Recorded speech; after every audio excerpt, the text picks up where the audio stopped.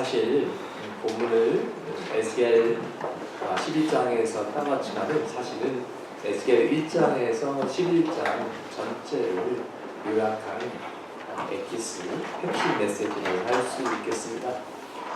우리가 이제 매일 성경 PT를 하면서 이제 계속 에스겔 말씀이 나오는데 제 가슴에서 막 불타는데 사실 그 심판의 메시지가 나오거든요. 심판의 메시지는 사실 나누기 쉬운 그런 메시지가 아닙니다.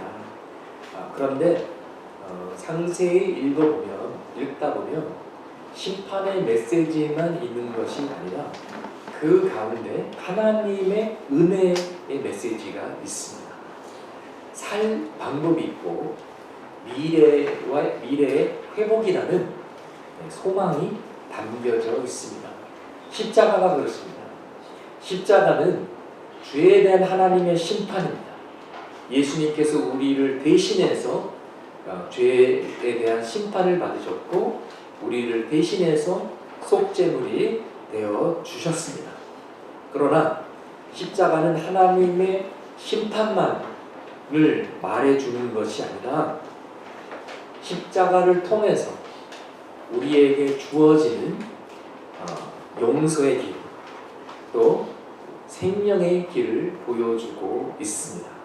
십자가 때문에 천국의 문이 우리에게 열린 것입니다. 그래서 십자가는 하나님의 심판과 동시에 하나님의 사랑이 담겨져 있는 것입니다. 에스겔서는 특별히 읽기 어려운 책입니다. 여러 가지 상징적인 그런 심볼들이 있고 또 하나님의 정말 어떻게 보면은 차가운 심판들이 적나라하게 기록되어 있기 때문에 저희들의 가슴을 참 아프게 하는 그런 책입니다. 하나님의 원리 원칙 중에 하나를 여러분에게 소개해 드리겠습니다. 그것은 좋은 말 할 때 듣지 않는 자에게는 하나님은 강하게 다루십니다. 말이 안 통하는 자는 고난과 고통까지도 허락하셔서 다시 하나님께 돌아오게 하나님을 찾게 하는 것이 하나님의 방법, 하나님께서 일하시는 원리 원칙 중에 하나입니다. 이것을 예수님께서 가르쳐 주신 탕자의 비유에서도 볼 수 있습니다. 탕자의 아버지는 아들을 너무나 사랑했습니다. 매일마다 문턱에서 바깥을 바라보며 아들이 돌아오기를 못 빠지게 기다렸습니다. 그리고 이 탕자의 아버지가 가졌던 이 재력을 고려하면 사실 종들을 풀어서 외국에 갔다 하더라도 정탐꾼 몇 명 보내서 금방 찾아서 데리고 올 수 있었을 것입니다. 그러나 탕자의 아버지는 의도적으로 그렇게 하지 않았습니다. 왜냐? 스스로 깨닫고 자기 발로 돌아오지 않으면 의미가 없는 것이기 때문입니다. 강제로 끌고 온다고 되는 것이 아닙니다. 진정한 회개, 진정한 용서, 진정한 화해는 본인이 스스로 원해서 진정성이 있어야만 되는 것입니다. 진정성이 굉장히 중요합니다. 최근에 한일 관계가 자꾸 악화되고 있습니다. 이 상황 속에서 대한민국 국민이 정말 원하는 것이 무엇입니까? 어떤 보상이나 이런 것보다도 진정성이 담긴 사과입니다. 진정성이 있는 사과가 있다면 더 이상 독도는 자기네 땅이라고 우기지 말고 역사 교과서에 자꾸 왜곡하지 말고 진정성을 원하는 것이죠. 하나님도 우리로부터 진정성을 원합니다. 누구나 스스로 교회를 찾아오면 좋겠지만 많은 경우 그렇지 않습니다. 또 누구나 복음을 듣고 바로바로 믿으면 받아들이면 좋겠지만 또 그렇지 못합니다. 그래서 하나님께서 우리에게 축복을 주시는데 많은 경우 하나님이 축복을 주시는 것을 인정하지 못할 때가 있고 축복을 그냥 당연시 여기는 경우가 있습니다. 오히려 하나님이 축복을 주시고 건강도 주시고 재물도 주시고 직장도 주시는데 잘 나가니까 오히려 더 하나님을 찾지 않는 경우가 있습니다. 이것이 인간의 모습입니다. 그래서 하나님께서 축복을 주시고 인내하시고 기다리시고 기다리시다가 축복을 주시는 하나님을 계속 무시하고 찾지 않으면 그 다음에는 재앙이라는 카드를 쓰셔서 고난을 주셔서 우리로 하여금 하나님을 찾게 하시고 또 우리를 하나님 품으로 돌아오게 하십니다. 그러나 그렇게라도 하시면 그것은 숨어있는 축복이요 하나님의 사랑입니다. 저는 이런 케이스를 미국에 살면서 교회를 섬기면서 사역하면서 많이 보았습니다. 한국에서 잘 나가던 사람들, 한국에서는 교회 교자도 관심 없던 사람들이 미국에 와서 고생이라는 걸 해보고 외로움이라는 걸 겪어보고 사업하다가 사업을 접기도 하고 비자가 안 나와서 불법 체류자 신세가 되고 비싼 변호사 사서 돈 많이 투자했는데 사기당하고 변호사는 먹튀하고 하다 안 돼서 마지막 수단으로 교회에 오신 분들을 만났습니다.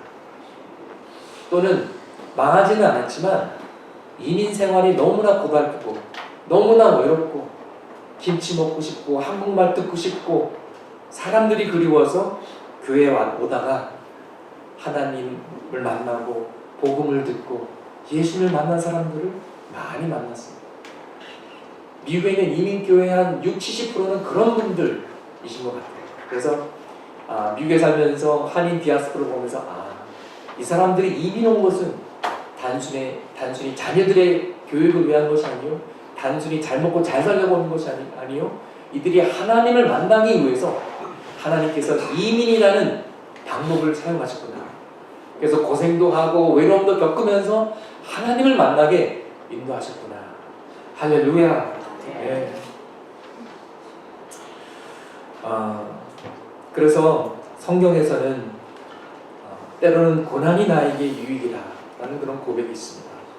시편 119편을 쓴 기자가 그렇게 고백했는데요. 71절 우리 함께 읽으시겠습니다. 고난당하는 것이 내게 유익이라. 이로 말미암아 내가 주의 윤례들을 배우게 되었나이다. 네. 하나님을 잘 믿었다가 바빠서 하나님을 잊게 되었습니다. 소홀하게 되었습니다. 신앙이 식었습니다. 그러다가 고난을 당하고 차사고 나고 몸이 아프고 일터에서 어려운 일 겪고 관계 속에서 상처받고 그러면서 정신이 번쩍 들어가지고 다시 하나님께로 돌아오는 고난도 나에게 유익이다. 이렇게 고백하게 된 것이죠. 여러분, 팩트보다 더 중요한 것이 있다면 해석입니다. what보다도 더 중요한 것은 why입니다. 유다 백성들이 나라가 망해서 바벨론으로 포로로 끌려갔습니다. 여기서 그 사건은 비극인데 왜 이런 일이 생겼구나라보다 더 중요한 것은 왜 이런 일이 생겼느냐, 그 질문이 더 중요한 것입니다. 정말 하나님이 우리를 버리시는 것인가? 왜 우리 민족이 망했는가? 왜 우리가 노예로 끌려와서 이 먼 곳에서 생고생을 해야 되는가? 우리에게 미래가 있고 소망이 있는가? 정말 하나님 우리를 미워하시는가? 이제 우리는 끝인가? 이런 질문들이 저녁에 잠 못 이루게 하는 불타는 질문들입니다. 그리고 이 질문들의 답을 찾아야만 됩니다. 때로는 하나님께서 우리를 너무나 사랑하시기 때문에 우리를 구원으로 인도하시기 위해서 어려움을 허락하십니다.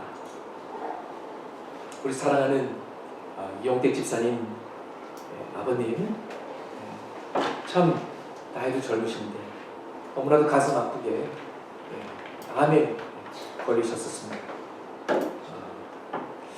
우리가 다 너무나 힘든 시간을 겪었는데, 그러나 그 가운데 하나님의 은혜로 구원이 임했습니다. 할렐루야. 너무나 아쉽고 너무나 그립지만, 그러나 하나님께서 그 고난의 시간을 사용하셔서 구원의 역사를 이루신 줄 믿습니다. 또 우리 정남근 형제님, 제가 갑자기 연락을 받았어요.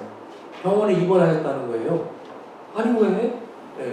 젊으신 분이신데 심장마비로 심근경색. 와, 제가 얼마나 놀랐는지 모릅니다. 그래서 제가 찾아가서 우리 정남근 형님한테 이렇게 말씀드렸어요. 뭐냐면 사실 이런 상황은 언제 어디서 또 발생할지 모르는 거거든요. 그래서 매 순간순간 사는 것이 하나님의 은혜입니다. 매일 아침에 일어나는 것도 하나님의 은혜입니다. 하나님께서 이 상황을 통해서 지금까지 그랬다면 이제부터는 더욱더 하나님께 올인해서 하나님 나라를 위해서 살아라 라는 그런 메시지로 해석됩니다. 그렇게 격려해 드렸습니다. 여러분, 해석이 은혜입니다. 해석이 중요합니다. 팩트보다 더 중요한 것은 왜 나에게 이런 일이 생겼을까? 그 해석이 중요한 것인데요. 여러분, 정남근 형제만 매일같이 은혜를 삽니까? 우리는 적용이 안 됩니까? 우리도 매 순간순간 사는 것이 하나님의 은혜인 줄 믿습니다.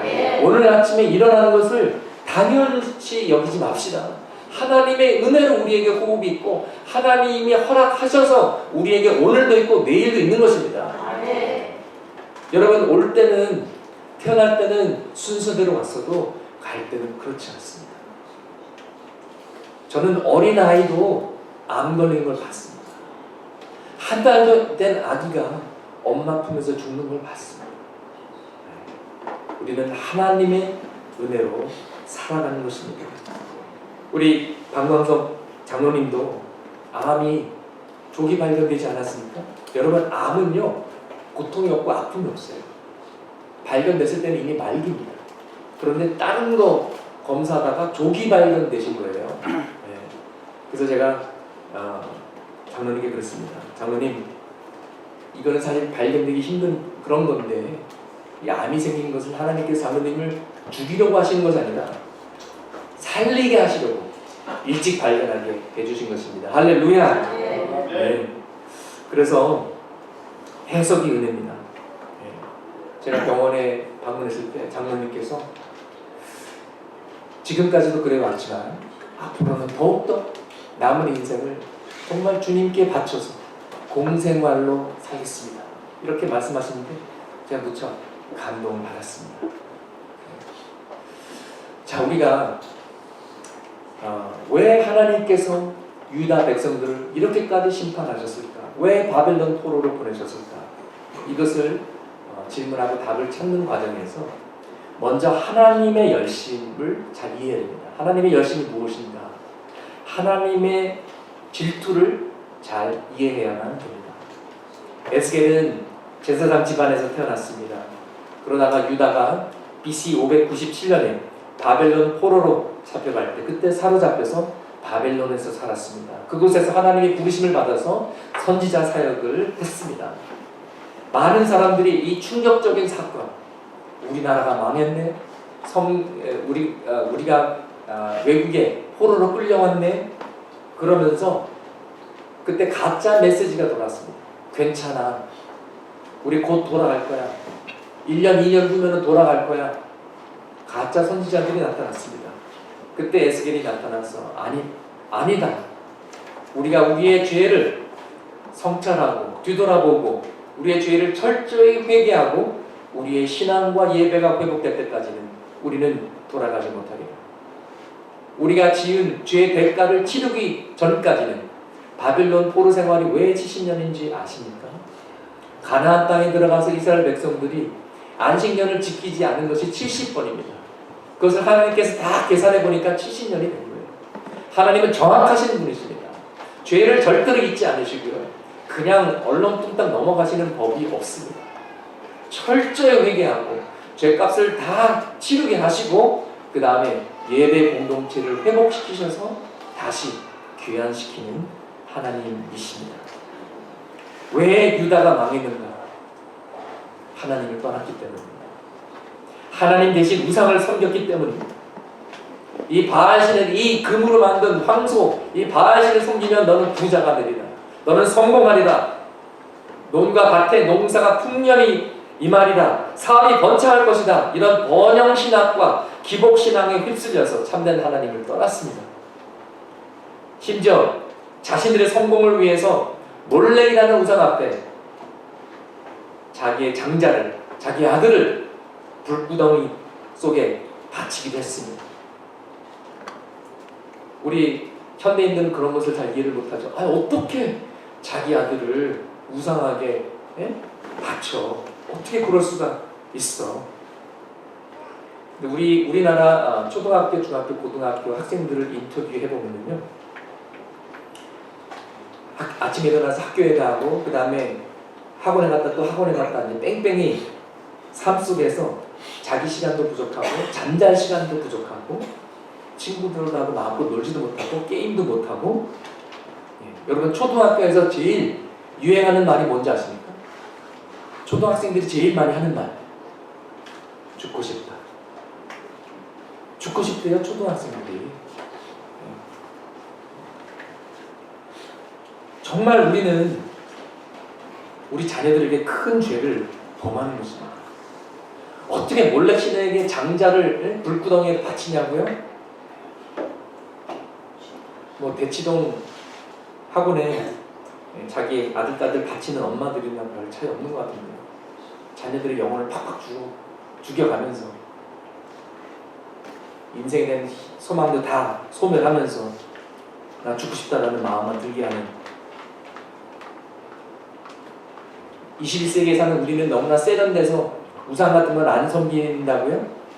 천만의 말씀입니다. 그런데 유다 백성들이 우상을 섬기고 온갖 죄악을 범하면서도 우리는 심판을 받지 않는다, 그렇게 믿었어요. 하나님은 사랑이시다. 하나님은 은혜의 하나님이다. 우리는 절대 망하지 않는다.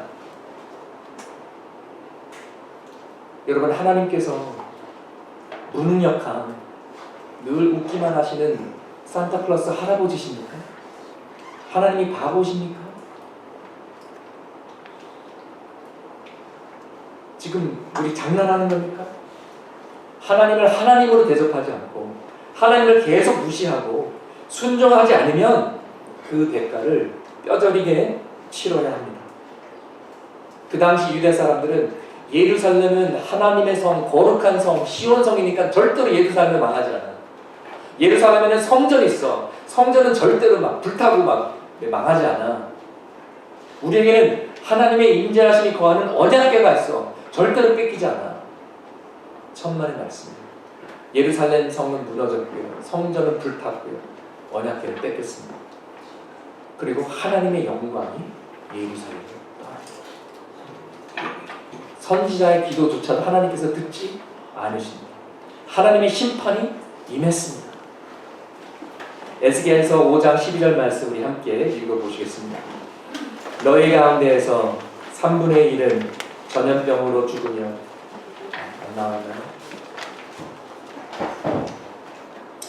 제가 읽어드리겠습니다. 너희 가운데에서 3분의 1은 전염병으로 죽으며 기근으로 멸망할 것이요 3분의 1은 너희 사방에서 칼에 엎드러질 것이며 3분의 1은 내가 사방에 흩어버리고 또 그 뒤를 따라가며 칼을 빼리라. 다시 말해서 3분의 1은 전염병으로 죽고 굶어서 죽고, 또 3분의 1은 전쟁으로 죽고, 나머지 3분의 1은 흩어져서 포로로 끌려가는 비극이 일어난 것입니다.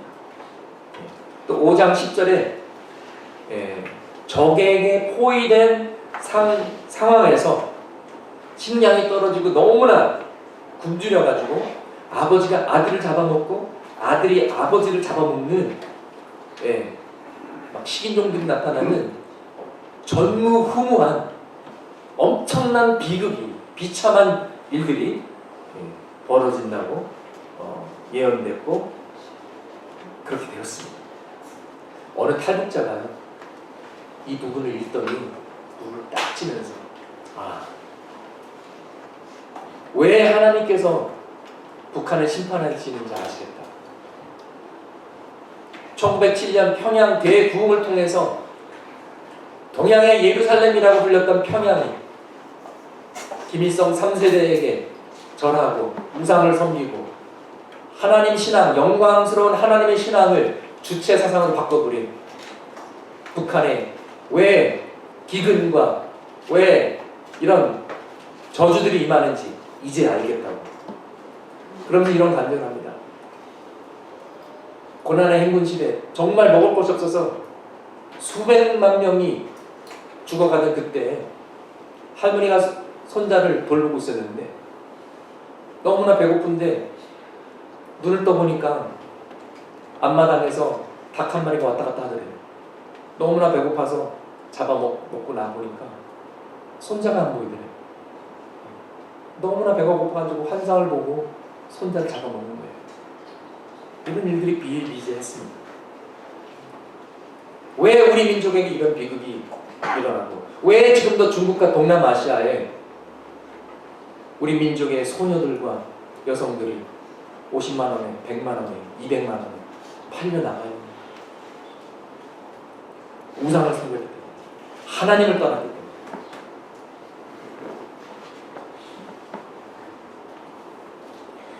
하나님의 원리 원칙이 무엇입니까? 말이 안 통하는 자는 고통을 주어서 하나님을 찾게 만드는 것입니다. 하나님의 질투심은 근본적으로 인간의 질투심과는 다릅니다. 급이 다릅니다. 인간의 질투심도 물론 정당한 질투심이 있습니다. 한번 상상해 보십시오. 내가 결혼한 남자나 내가 결혼한 여자가 같이 잠자리에 들어서 침대에 누워있는데 다른 이성한테 전화해가지고 자기야 잘 있었어 막 소금소금 막 다감하게 막 전화한다 그러면은 뚜껑 열리지 않겠습니까? 열받지 않겠습니까? 그리고 내 생일을 까먹고 그 사람의 전 남자친구 전 여자친구 생일을 기억하고 막 선물 보내고 그러면은 진짜 막 가슴에서 불이 막 부글부글 타오르지 않겠습니까? 그거는 정당한 질투심이죠.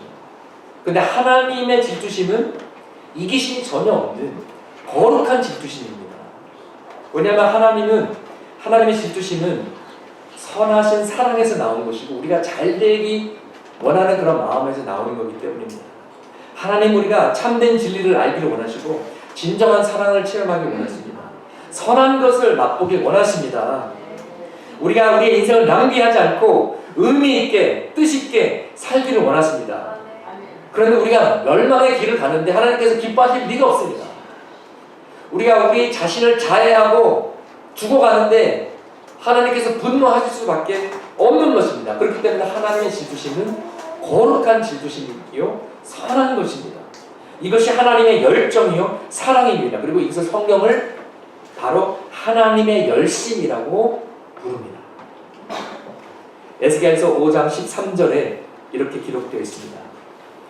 이와 같이 내 노가 다한즉 그들을 향한 분이 풀려서 내 마음이 가라앉으리라. 내 분이 그들에게 다한즉 나 여호와가 열심으로 말한 줄을 그들이 알리라. 왜 멸망의 길을 걷느냐 내 사랑하는 자들아. 왜 우상을 섬기느냐. 불통이 터진다. 거기서 하나님의 분노가 임하고요. 그래서 그들을 정말 다리라도 부러뜨려서라도 그들을 다시 회복시키기 위해 하나님의 열심이, 하나님의 질투심이, 하나님의 노력이 임해서 역사한다라는 그런 뜻입니다. 그래서 우리가 멸망의 길을 갈 때 하나님을 분노하시며 멈춰라. 더 이상 그 길을 가지 마라. 그 길은 낭떠러지 길이다. 죽는다. 망한다. 스탑! 이렇게 경고하시고 우리를 붙잡으시는 것입니다. 이 하나님의 열심은 신약에서도 나오는데 바로 예수님을 통해서 나옵니다. 요한복음 2장은요 예수님께서 성전을 깨끗게 하시는 그런 장면입니다. 예수님께서 예루살렘 성전에 들어갔는데 이방인들이 모여서 기도하는 그 기도의 뜰에 그 성전뜰에서 비둘기도 팔고 양떼들도 팔고 동전도 바꿔주고 전혀 기도하는 분위기가 아닙니다. 막 기도하려고 그러는데 주여 그러는데 골라잡아 10,000원 기도가 나오겠습니까? 예수님께서 분노하십니다. 누가 주의 예배당을 시장바닥으로 만들었는가? 누가 기도하는 장소에서 터무니없이 비싼 가격으로 동물들을 팔고 자기 주머니 챙기는 도둑들의 소굴로 만들었느냐?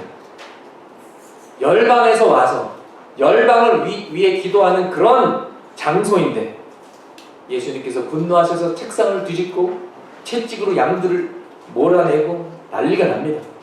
그러면서 요한복음 2장 11절에 이렇게 말씀하십니다. 주의 전을 사모하는 열심이 나를 삼키리라. 하나님을 향한 열심이 나를 잡아먹으리라. 그리고 결국 그렇게 됐습니다. 십자가 사건을 통해서 십자가 희생으로 하나님을 사랑하는 열정이 예수님을 십자가의 죽음으로 이끄신 것입니다. 하나님의 소원을 이루기 위해서 예수님은 십자가까지 가셨습니다. 그럼 하나님의 소원이 무엇입니까? 하나님의 간절한 바람이 무엇입니까? 우리의 구원입니다. 예수 그리스도의 십자가 죽음과 부활은 하나님의 열심히 이루신 것입니다. 우리를 살리기 위해. 그래서 하나님께서 아브라함을 부르셨고 아브라함에서 다윗까지 족보가 끊이지 않게 하셨습니다. 또 다윗에서 유다의 왕들까지 끊이지 않게 하셨습니다. 바빌론 포로 생활 속에서도 살아남고 돌아오게 하셨고 힘든 시간을 거쳐서 예배 공동체가 회복이 되고 그리고 예수 그리스도를 맞이하게 하셨습니다. 그리고 그 후 2000년 동안 교회와 복음이 핍박과 환난 속에서도 사라지지 않고 계속 이어져 왔고 그리고 결국 그 복음이 선교사들을 통해서 금발머리 파란 눈 가진 선교사님들이 이 땅에 와서 아들을 묻고 남편을 묻고 딸을 묻고 그러면서 이 땅에 교회가 세워졌습니다. 이 땅에 순교자들의 피가 뿌려졌습니다. 그래서 그 교회를 통해 여러분과 저에게까지 그 복음이 전해진 것입니다. 할렐루야. 그 몇천 년 동안 한 세대만이라도 복음이 사라졌거나 그 신앙의 족보가 끊어졌으면 그 후세대는 복음을 알 수가 없습니다. 많은 사람들이 이렇게 질문합니다. 복음을 전하면요, 그럼 예수님 몰랐던 사람 우리 조상들은 어떻게 합니까? 이수진 장군은요, 래퍼와 똑같아요. 맨날 똑같은 질문해요. 이수진 장군은요, 그거 아세요? 아담의 후손들이 기초 복음을 알았다는 거. 그러나 내려오다가 어느 세대에 그게 사라진 거예요. 끊긴 거예요. 그럼 복음도 그렇게 될 수 있었다라는 거예요. 우리가 복음을 모를 수 있었는데 누군가가 이 목숨을 걸고 복음을 지켰어요. 누군가가 성경책을 지켰어요. 누군가가 교회를 세웠어요. 누군가가 내가 여기 있나니 나를 보내소서 조선이라는 곳에 내가 가겠습니다. 왔어요. 순교했어요. 그렇기 때문에 우리까지 복음이 전해진 것입니다. 하나님의 열심이 이것을 이루신 것입니다. 바벨론 포로로 잡혀갔습니다. 왜 이런 비극이 일어났을까? 정말 하나님은 우리를 버리셨는가? 왜 우리 민족은 망했는가? 왜 우리가 노예로 끌려와서 이 먼 곳에서 고생하는가? 우리에겐 과연 미래와 소망이 있는가? 이 불타는 질문들에 우리가 이 땅에 온 것은 우리가 하나님을 저버렸기 때문이요, 우상을 섬겼기 때문이요, 우리의 죄악 때문이다. 그러나 소망이 있는 것은, 회복의 비전이 있는 것은 하나님께서 우리가 여기서 회개하고 회복되면 다시 귀환한다고 하신 것입니다. 다시 재건하겠다고 하신 것입니다. 그리고 70년이 지난 후에 하나님을 믿지도 않는 고레스 왕이라는 왕을 통해서 귀환을 이루십니다. 수르바벨을 보내셔서 성전을 재건하시고 에스라 제사장을 보내서 말씀과 예배가 회복되게 하십니다. 느헤미야 정치인을 보내서 성벽을 재건시키십니다. 목회자도 쓰시고 평신도도 쓰시고 정치인도 쓰시고, 그리고 400여 년이 지나서 예수 그리스도를 맞이할 수 있는 예배 공동체가 생기게 하시는 것입니다. 이렇게까지 하시는 이유가 무엇일까? 이렇게까지 나라도 망하고 성전도 부서지고 이렇게까지 생고생을 시키시는 이유가 무엇일까? 그렇게 해서라도 하나님의 백성이, 하나님을 예배하는 자들이 나올 수 있게 하시는 것입니다. 여러분, 하나님의 최고의 가치는 우리가 하나님의 백성이 되는 것입니다. 오늘 본문 20절 말씀을 보십시오. 하나님의 소원이 무엇입니까? 그들은 내 백성이 되고 나는 그들의 하나님이 되리라.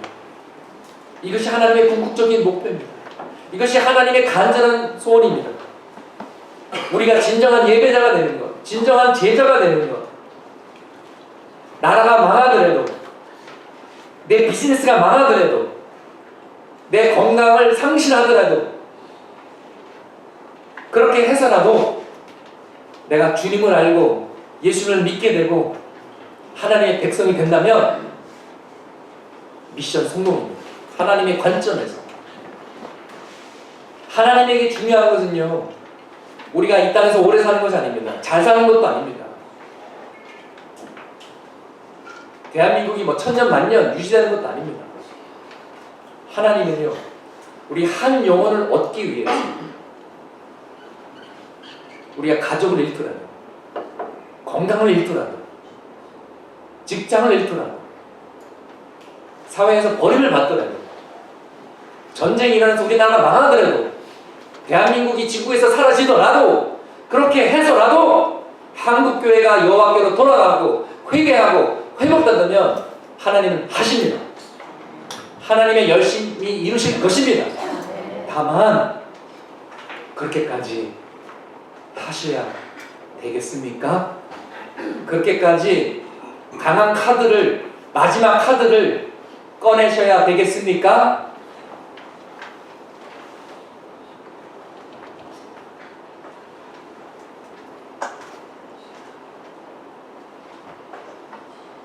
유다 사람들은 나라가 망하는 것을 체험했습니다. 남의 나라 포로가 되었습니다. 우리가 일제시대 때 개명했어야 되던 것처럼 다니엘과 다니엘 친구들 다 바벨론 이름이 붙었습니다. 언어를 뺏겼습니다. 성전이 붙었습니다. 언약궤를 뺏겼습니다. 그렇게 해서라도 내게 돌아오라. 주님께서 회복의 역사를 인도하신 것입니다. 여러분, 하나님이 하시는 가장 위대한 일, 하나님이 하시는 가장 큰 일은 우리를 통해서 하시는 어떤 일도 아닙니다. 우리에게 행하시는 일인데, 그것이 무엇이냐? 우리가 온전히 주의 백성이 되는 것입니다. 온전히 주의 사람이 되는 것입니다. 그래서 하나님께서 하시는 일은 대부분 힘 빼기 운동입니다. 힘 빼라, 힘 빼라. 그래서 우리는 망하기도 하고 다치기도 하고 고생도 하고 그러는 것이죠. 내가 온전히 항복하고 내가 깨지고 부서지고 무릎 꿇고 항복합니다. 주님께 모든 것을 다 드립니다. 주 예수보다 더 귀한 것은 없습니다. 주님의 은혜 없이는 한순간도 살 수 없습니다. 고백할 때까지 하나님의 열심히 우리의 삶 가운데 역사하십니다. 지혜로운 자는요, 사회에서 사단에게 두들겨 얻어 터지고 망하기 전에 뒤돌아섭니다. 회개합니다. 요나처럼 무식하게 잠수함 타고 니느웨로 가지 않습니다. 오늘 말씀에 하나님께서 흩어진 디아스포라들을 열방에서 모으시겠다고 하십니다. 그리고 그들을 사용해서 재건하시겠다고 하십니다. 우상을 없애버리시겠다고 하십니다. 우리가 새 언약을 맺으시고 새로운 영을 부으시고 성령을 부어주셔서 우리에게 새로운 마음을 주셔서 하나님을 섬기는 백성, 나는 그들의 하나님이 되고 그들은 나의 백성이다. 예수 그리스도께서 우리의 신랑이 되고 교회는 예수 그리스도의 거룩한 신부가 되는 그런 역사를 만들어 가시는 것입니다. 오늘날도 하나님은 우리 가운데 역사하고 계십니다. 통일의 길을 만들고 계십니다. 우리가 알건 모르건 보이던 보이지 않던 통일의 길을 닦고 계십니다. 그리고 통일을 도구로, 통일이 목적지가 아니라 통일을 사용하셔서 열방으로 가는 선교의 길을 만들고 계십니다. 통일이 오면 부산에서 기차 타고 차 타고 평양 가서 점심 먹고 냉면 먹고 피영양 만두 먹고 꽁 만두 먹고 몽골로 가고 중국으로 가고 러시아로 가고 터키로 가고 카자흐스탄 기타 등등 스탄 다 가고 유럽 가고 예루살렘까지 가는 날이 올 것을 믿습니다. 이를 위해 저 같은 디아스포라 교포 수입품도 사용하지 않으십니까? 네, 디아스포라가 뭐 딴 사람 얘기가 아니에요. 여러분의 담임 목사가 디아스포라입니다. 네. 여러분 저는 무궁화가 아니라 독수리예요, 독수리. 네. 주민등록증 없어요. 저는 외국인 거소증 가지고 살고 있습니다. 이번에 여름 성경 학교를 위해서 덴버에서 온 팀들도 다 독수리들이에요. 네. 저희 딸도 디아스포라예요. 교포입니다. 그런데 성경을 보니까 아브라함도 이민자, 요셉도 1.5세, 다니엘도 이민자, 에스더 다 이민자예요. 에스라, 느헤미야 다 디아스포라입니다. 그래서 마지막 때는 하나님께서 당연히 한국 성도들도 사용하시지만 재미교포, 제일교포, 열방에 흩어진 디아스포라 한국 사람들이요 참 대단한 게요. 유엔에 가입된 그 나라가 제가 정확히 기억을 못하는데 뭐 191개국인가 하여튼 뭐 그 정도인데요. 한국 사람이 들어간 나라들이 한 뭐 200여 개국이 된대요. 네, 대단하지 않습니까? 어떤 사람이 땅 끝까지 간다고 굉장히 추운 알래스카 끝까지 갔어요. 네, 거기 너무나 춥고 사람이 살기 어려운 곳인데 거기에 중국집이 있더래요. 중국 식당이 있더래요. 그래가지고 야 중국 사람들 대단하다. 그리고 들어갔더니 주인이 한국 사람입니다. 하나님께서 우리를 선교하라고 우리 한민족을 불러주신 줄 믿습니다. 아멘. 한국 사람은요 뭐든지 잘 먹어요. 네. 어쨌든 네. 다만 우리가 너무 늦기 전에 여호와께 돌아가기를 소망합니다. 하나님은 아름다운 천사도 반기를 들었을 때 심판하셨습니다. 사단과 마귀로 지옥에 떨어질 존재가 되었고요. 성경은 처음에 하나님께서 지옥을 만드시는 것이 사단을 벌하기 위해서라고 말하고 있습니다. 또 하나님이 직접 선택하신 이스라엘 백성들도 우상을 섬기고 반역했을 때 봐주지 않고 심판하셨습니다. 그러면 아무리 세계 최강대국 미국이라도 대한민국이라도 한국 교회라도 우리가 회개하지 않고 죄악을 범하면 심판하시겠습니까? 안 하시겠습니까? 한국의 지진이 일어나지 않는다고요? 한국의 전쟁이 절대로 일어나지 않는다고요? 1930년, 40년대 있었던 미국의 대공황 같은 그레이트 디프레션 같은 그런 경제 위기가 닥치지 않는다고요? 여러분 우리는 6.25 전쟁 때 부산까지 피난 가서 바다에 떨어질 뻔했습니다. 그때 하나님께서 우리를 구원해 주셨는데 하나님께서 대한민국이라는 민주주의 국가를 주시고 자유를 주시고 또 급성장의 축복을 주셨는데 우리가 이 은혜를 잊어서는 안 됩니다. 우리를 구원해 주신 오늘날까지 우리를 인도해 주신 여호와 하나님 배신해서는 안 됩니다. 여러분 우리가 급할 때만 하나님 찾고 배고플 때는 정말 뭐라도 좋습니다. 하나님 헝그리 정신을 가졌다가 이제는 배부르니까 이제는 좀 살만하니까 입 싹 닫고 모른 척하고 먹튀하고 그러면 안 됩니다. 하나님이 정말 원하시는 것은요 여러분의 마음이에요. 그들은 나의 백성이래. 나는 그들의 하나님이다. 하나님의 소원은 이거 하나님. 자 지난 월요일에 굉장히 슬픈 소식을 접했습니다. 제가 사랑하던 제자 칼을 나가봤어요. 최선일 선교사님 벤추어 78년생이니까 저보다 10살 아래입니다. 제가 중고등부 전도사 때 학생이었어요. 참 착하고 사랑스러웠어요. 그래서 나중에 보니까 아니나 다를까 전도사 되고 주의 종이 되더라고요. 2012년 34살의 늦은 나이로 결혼했는데 정말 하나님 사랑하는 자매, 진아라는 자매랑 결혼해서 1년 후에 같은 선교 마인드가 있어서 2014년에 인도로 선교 파송을 받았습니다. 그런데 사역 한 4년도 안 돼서 그 아내 진아 사모가 암이 발견돼서 치료받기 위해서 다시 미국으로 돌아와서 치료를 받다가 작년 3월에 하늘나라로 갔습니다. 2-3살 된 어린 딸이 있는데 뭐 어떡하겠습니까? 우리 최선일 선교에서 그로도 계속 하나님을 신실하게 섬기다가 지난 7월 달에 탄자니아에 있는 단기 선교로 갔어요.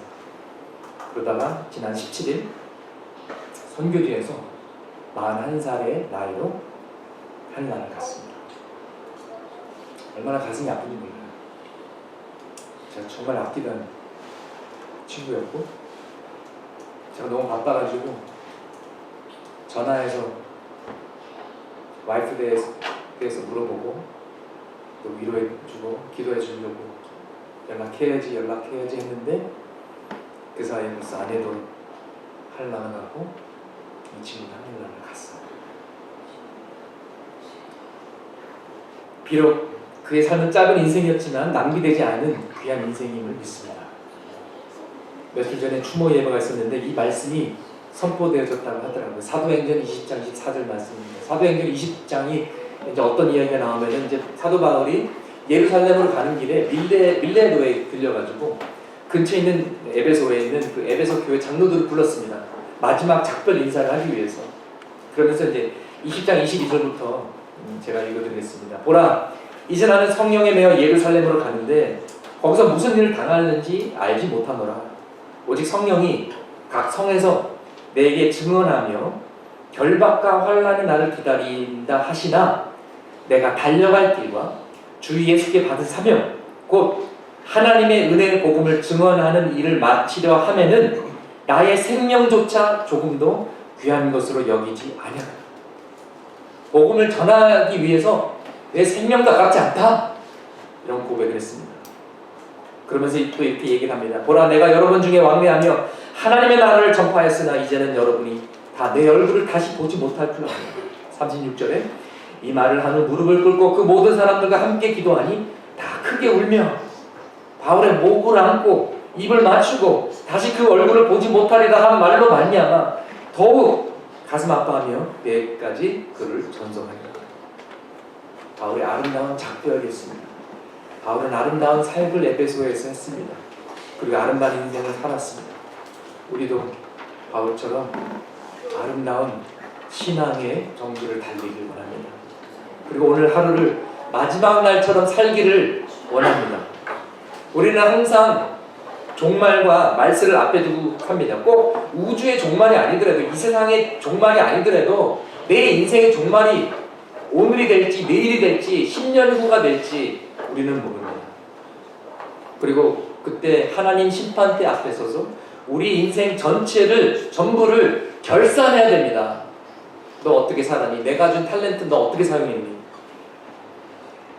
최근에 어떤 형제가 정말 죽을 고비를 넘겼던 그런 간증을 나눠주셨습니다. 갑작스럽게 쓰러져서 정말 죽을 뻔했는데 그때 이렇게 기도했대요. 주님, 제가 아직 주님을 만날 준비가 덜 된 것 같습니다. 하나님께서 그 기도를 들어주셨어요. 기적적으로 살아났어요. 보너스 인생을 받았습니다. 근데 여러분, 그 형제만 보너스 인생을 받은 것인가요? 구원받은 우리 모두 보너스 인생을 받은 것이 아닌가요? 그렇다면 우리 남은 인생을 어떻게 살아야 될까요?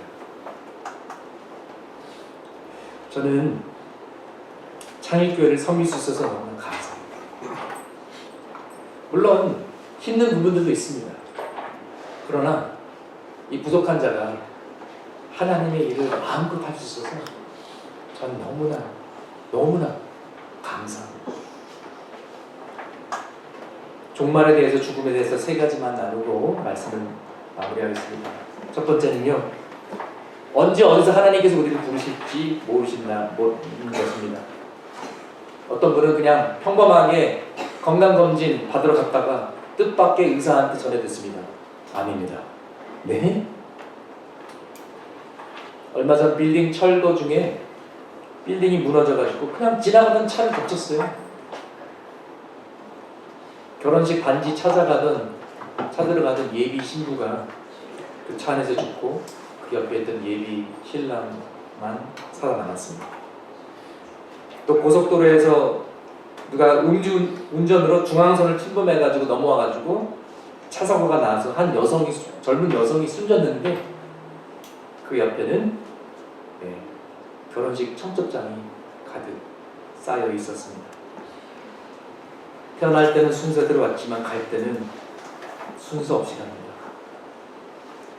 제가 몇 달 동안 병문안하고 병원에서, 가정에서 신방하면서 예배드리고 기도했던 그런 권사님, 장례까지 제가 진례했던 적이 수차례가 있습니다. 한 번은 갑자기 연락을 받고 병원으로 뛰어갔습니다. 병실에 들어가니까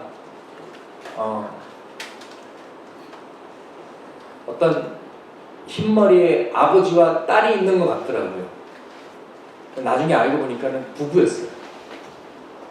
남편이 병투병하면서 너무 센 고생을 해가지고 막 야위고 막 흰머리가 나옵니다. 그날 제 아내가 제가 아내랑 싸웠거든요. 지금은 뭘 때문에 싸웠는지 기억도 안 나는데요. 그때 뭐 때문에 제가 삐졌어요. 근데 그 신방하면서 집을 운전하면서 가면서 막 눈물이 펑펑 쏟아져가지고 막 운전하기 힘들 정도로, 사랑하면서 살아도 인생이 짧은데 이렇게 미워하고 삐져서 해야 되겠느냐. 집에 돌아가서 이제 잠자는 제 아내를 보니까는 그 모습만으로도 아름답더라고요. 내가 왜 미워하고 내가 왜 삐졌는지. 인생은 이렇게 짧습니다, 여러분. 싸우지 말고 삐지지 말고 사시기 바랍니다. 두 번째는요, 큰 역사의 흐름 속에서 우리는 마지막 부분에서도 마지막 부분에 살고 있습니다. 오랫동안 계획하셨던 하나님의 구원의 역사가 아담에서 노아까지, 노아에서 아브라함까지, 아브라함에서 모세, 다윗, 예수 그리스도, 그리고 2000년의 교회의 역사 가운데 이제 마지막을 향해 달려가고 있습니다. 그래서 마지막 때가 되었기 때문에 1948년에 2000년 동안 나라가 없었던 이스라엘이 다시 나라가 세워지고 곧 오실 메시아를 맞이할 준비를 하고 있습니다. 이제 주님은 곧 오십니다. 여러분이 생각하는 것보다 더 빨리 오십니다.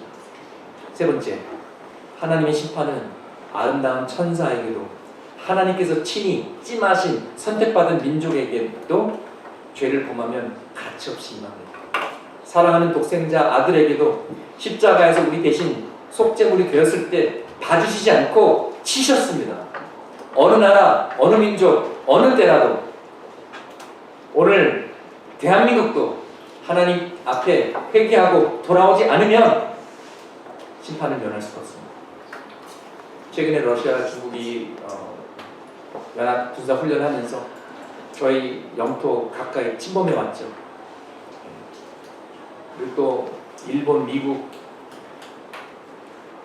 이런 나라들이 있는데요. 100여 년 전에 고종왕 때 명성황후가 살해된 그때 생각해보니까 그때도 다 그놈이더라고요. 다 러시아, 중국, 일본, 미국. 항상 우리 한국은 고래 싸움에 새우등 터지듯이 정말 하나님이 개입해서 우리를 보호해주지 않으면 우리나라 쉽지 않습니다. 대한민국에 지진이 일어나지 않는다고요? 지진이 일어나고 있습니다. 울산, 통항 그 근처에 원자력 발전소만 해도 한 13개가 돼요. 거기가 지진이 제일 많이 일어나는 곳이에요. 우리가 후쿠시마 걱정할 틈이 없습니다. 우리 자신을 위해서 기도하고 회개해야 돼요. 한반도 동에 전쟁이 일어나지 않는다고요? 뭘 믿고? IMF보다 10배, 20배 더한 경제적 위기가 절대로 닥치지 않는다고요? 유다는 칼과 기근과 전염병으로 멸망했고 포로로 잡혀갔습니다. 우리도 영적으로 깨어나서 정신 차리고 여호와께 돌아가야 할 것입니다. 오늘은 저희 딸 에이미의 마지막 예배입니다. 정말 시간이 빨리 가더라고요. 저희가 한국에 온 지도 벌써 4년이 됐어요. 4년이 돼 갑니다.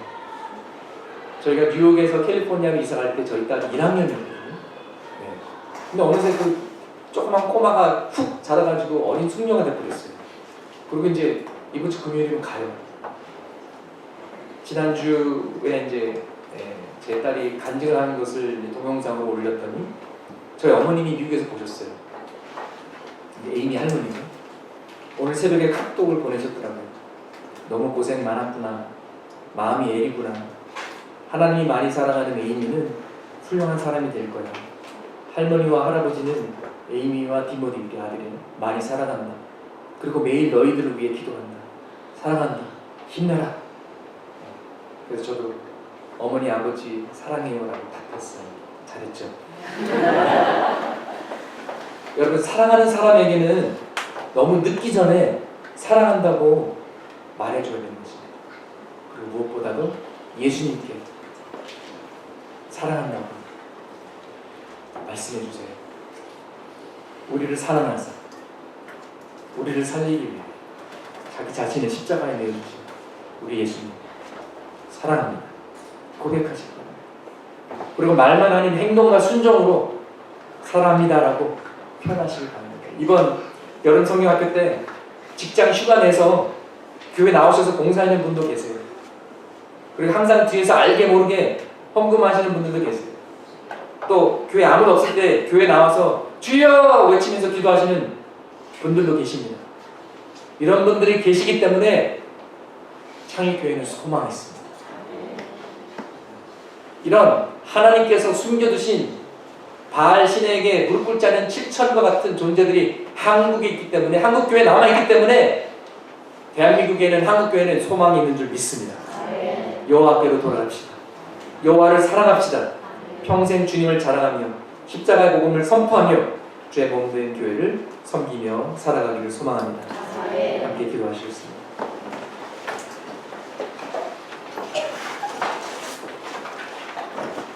우리가 여호와께 돌아가기를 소망합니다. 지금 상황이 아무리 어두워도 빛은 있습니다. 소망은 있습니다. 하나님께서 우리를 포기하지 않으시기 때문에, 하나님께서 우리를 사랑하시기 때문에, 하나님의 열심히 우리의 구원을 이루셨고 앞으로도 이루실 것을 믿습니다. 백두산이 다 닳도록 우리 민족을 사랑하시는 하나님, 동해물이 다 마르도록 우리를 사랑하시는 하나님이 우리를 보호하사 통일도 이루어지고 마지막 때에 열강 선교의 마지막 주자로 우리 민족을 삼아 주시옵소서. 나부터 회개하고 회복되고 우리 교회부터 한국 교계에 신선한 충격이 되고 하나님의 복음의 능력이 나타나는 교회가 되게 하여 주시옵소서. 이 시간에 함께 기도하시면서 주여 나의 첫사랑을 회복시켜 주시옵소서. 초심으로 돌아가게 해주시고 초대교회의 영성을 회복하게 해주시고 내 신앙이 낙해졌다면, 게을러졌다면 영적으로 깨어서 다시 주님 앞에 나아가서 무릎 꿇고 주는 나의 하나님이십니다. 주님이 나의 주권자이십니다. 나의 진정한 주인이십니다. 우리 교회의 머리이십니다. 내 인생의 최종 결정자이십니다. 우리 가정의 주인이십니다. 고백하는 시간을 갖기로 합니다. 우리 기도하시겠습니다.